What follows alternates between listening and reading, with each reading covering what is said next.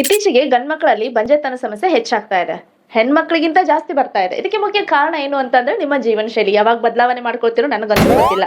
So ಜೀವನ ಶೈಲಿ ಅಂತ ಬಂದಾಗ ಲೇಟ್ ನೈಟ್ ಸ್ಲೀಪಿಂಗ್ ಆಗಿರ್ಬೋದು, alcohol consumption, junk foods, excessive of food intake ಆಗಿರಬಹುದು, ಜಿಮ್ ಅಲ್ಲಿ ತೆಗೆದುಕೊಳ್ಳುವಂತಹ ಆಂಟಿಬಾಡೀಸ್ ಹಾಗೆ ಸ್ಟಿರಾಯ್ಡ್ಸ್ಗಳ ಅತಿಯಾದ ಬಳಕೆ ಆಗಿರಬಹುದು.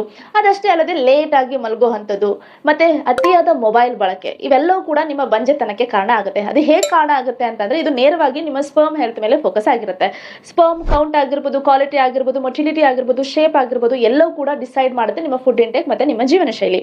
ನೀವು ಇದರಿಂದ ಹೊರಗಡೆ ಬರಬೇಕು, ಬಂಜೆತನದ ಸಮಸ್ಯೆಗೆ ನೀವು ಒಳಗಾಗಬಾರ್ದು ಅಂತ ಅನ್ನೋದಾದ್ರೆ ಈ ಕೂಡಲೇ ನಿಮ್ಮ ಜೀವನ ಶೈಲಿನ ಸರಿ ಮಾಡ್ಕೊಳ್ಳಿ. ಸಾಧ್ಯವಾದಷ್ಟು ನಿದ್ದೆನ ಸರಿ ಮಾಡ್ಕೊಳ್ಳಿ. ಫಿಸಿಕಲ್ ಆಕ್ಟಿವಿಟಿ ಇನ್ವಾಲ್ವ್ ಆಗಿ ಪ್ರಾಪರ್ ಅಡ್ವೊಕೇಟ್ ಅಮೌಂಟ್ ಅಲ್ಲಿ ಊಟವನ್ನ ಸೇವಿಸಿ. ಅತಿಯಾಗಿ ಸೇವಿಸೋದು, ಕಡಿಮೆ ಸೇವಿಸೋದು ಎರಡೂ ಕೂಡ ಒಳ್ಳೆಯದಲ್ಲ. ಇನ್ನು ಸ್ಟಿರಾಯ್ಡ್ಸ್ ಗಳ ಬಳಕೆ, ಆಂಟಿಬಾಡೀಸ್ ಗಳ ಬಳಕೆನ ಆದಷ್ಟು ಕಡಿಮೆ ಮಾಡಿ. ಇಲ್ಲ ಅಂದ್ರೆ ನಾಳೆಗೆ ನೀವು ಎಷ್ಟು ದುಡ್ಡು ಹಾಕಬೇಕಾಗುತ್ತೆ ಅಂದ್ರೆ IUI ಟ್ರೀಟ್ಮೆಂಟ್ ಗಳಿಗೆ ನಿಮಗೆ ಅಂದಾಜು ಕೂಡ ಸಿಗೋದಿಲ್ಲ.